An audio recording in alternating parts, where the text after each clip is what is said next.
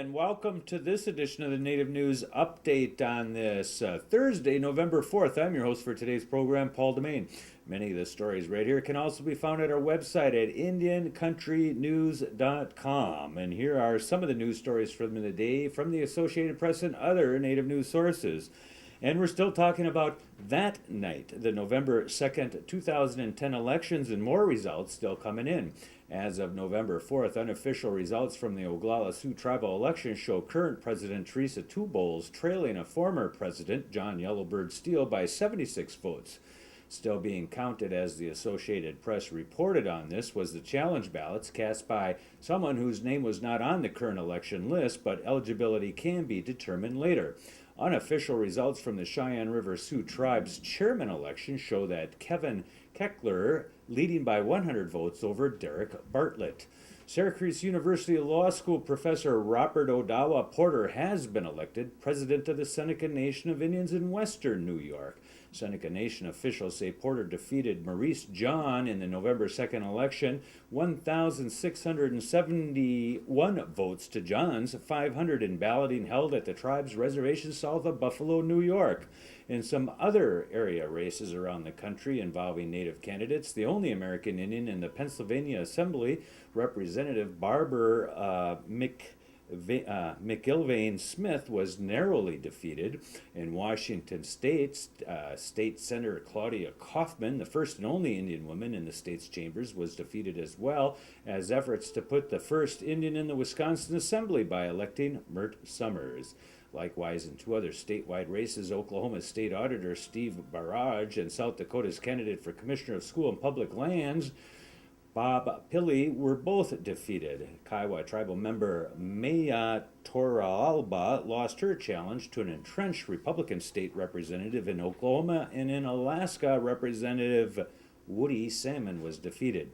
In Missouri, Clay County Clerk Tom Barandam was defeated, and in Montana, Representatives Frosty Boss Calfribs and J. David Roundstone, as well as Cheryl Lynn Littledog, who was running for a Democratic open seat, and in Oklahoma, State Representative Ken Luttrell, were all defeated. In spite of the Republican landslide in a state Senate race, John Sparks in Oklahoma was reelected, and three representatives in the Oklahoma State House, Al McCaffrey, Seneca Scott, and Corey Williams, won their reelections. John Oseguera won re-election in Nevada and is in line to become the new Speaker of the House. Representative Patrick Gogols won re-election and will remain the minority leader in the Wyoming State House. James Ramos will remain president of the San Bernardino Community College, and Carolina Peace Lopez will remain in the Montana State House, with Shannon Augers joining her in the Montana State Senate. Albert Hale will take a seat in the Arizona State House, and in the Washington State House, John McCoy and Jeff Morris both retain their seats. Some of those updates came from Indians List, a Democratic support organization.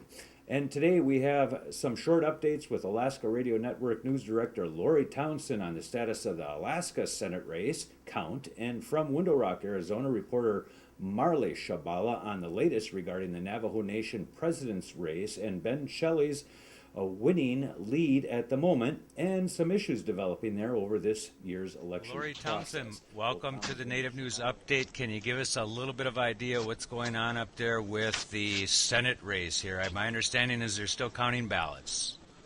Well, they actually won't. The regular votes are in. All the precincts are in.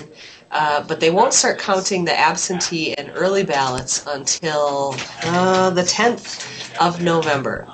They've actually moved it up a week. The Division of Elections announced yesterday that they were going to move it up by about a week to try to get at the count earlier. They expect it to take about 3 days. There were 30,000 ballots sent out for early and absentee votes. We don't know how many of those will come back. It was suggested that somewhere around half or maybe more than that will be back in, but we won't know until probably later this week. They've got a postmark deadline that they have to make, and those will still be trickling in throughout the next several days. And then they'll start the process of counting. Now, yesterday, Joe Miller's camp came out in opposition to the fact that the Division of Elections moved up the timeline, which somewhat surprised us.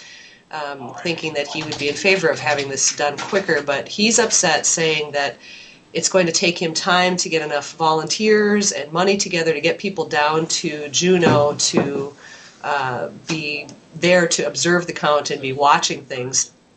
So he's not happy about this. We'll find out more about what their possible plans might be today, if they're thinking about some litigation or something along those lines. Okay. We're sharing today's program with 3 other people, so what we have to do is tell us what was the impact of the vote. We'll be watching this to see if there's any chance that it switched. My understanding, it's about a 13,000 vote lead. But tell me what the impact of the Native vote was. That's what we're looking for here across the country, because where they didn't turn out, the Democrats lost, and a lot of Democrats didn't show out every place, but those places we lost about half of the Native American Democrats in the country to the Republican surge. Was there a turnout for Murkowski on Tuesday night? There was absolutely a turnout for what's called the write-in, which, of course, Lisa Murkowski is a write-in in this campaign, but Joe Miller supporters also sent 160 people to sign up as write-ins in the last few days, with the sole purpose of trying to confuse people so that they couldn't easily find Lisa Murkowski's name on the write-in list. It's abhorrent, and I think those people should be ashamed of themselves for trying to encumber other people's right to vote when they themselves enjoyed their freedom to vote unencumbered for who they wish to vote for.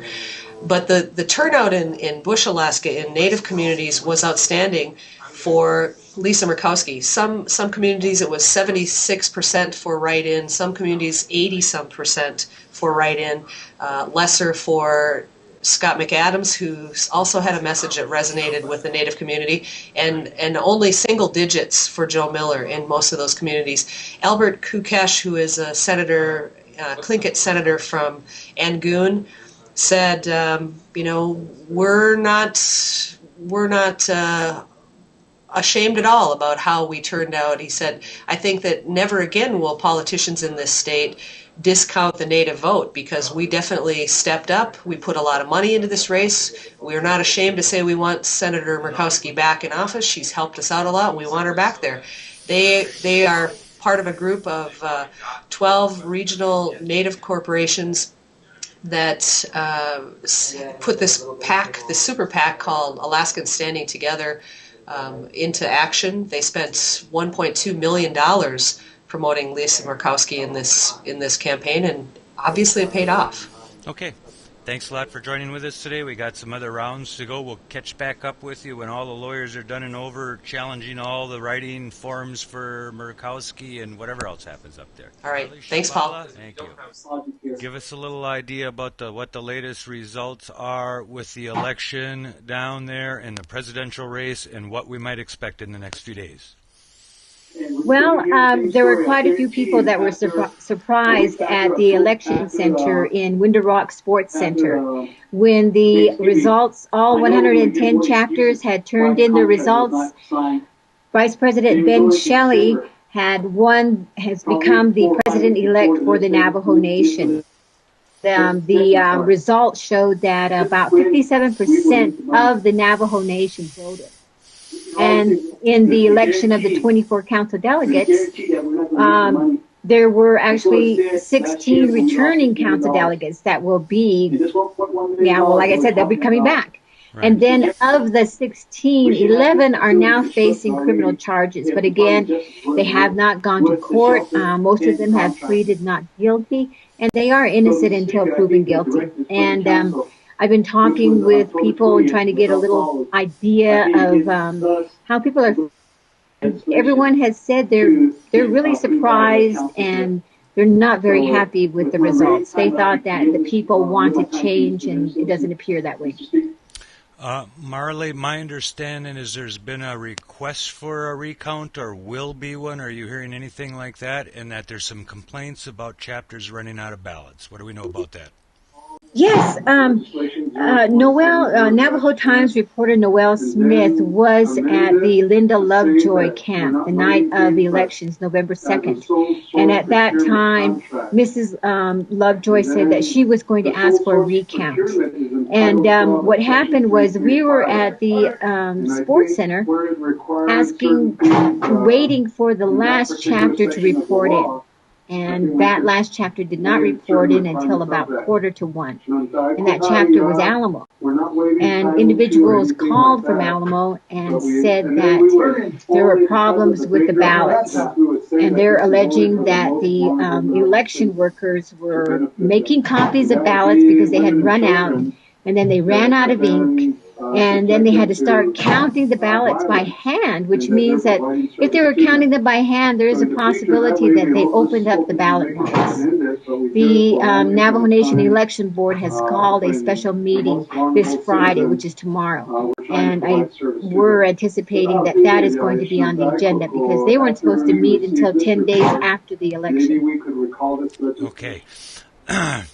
Wild night across the country with the election results, what's going on in Alaska, the turning out of over half of the Native American Democratic candidates across the country in Oklahoma, Montana, Washington. We lost several good people.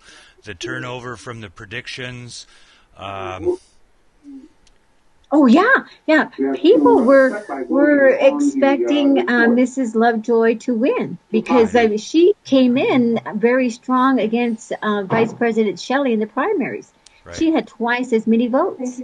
But at the last minute, there was just a lot of allegations being thrown from both sides. Well, the vice president and his running mate, Delegate Rexley Jim, also are facing criminal charges. Right. And then there was an allegation by Vice President Ben Shelly's campaign manager, Deswood Tomes, that the running mate of Mrs. Lovejoy had also taken some money, some discretionary funds back in 2009, and his wife, and I think they also included Mrs. Lovejoy. And so and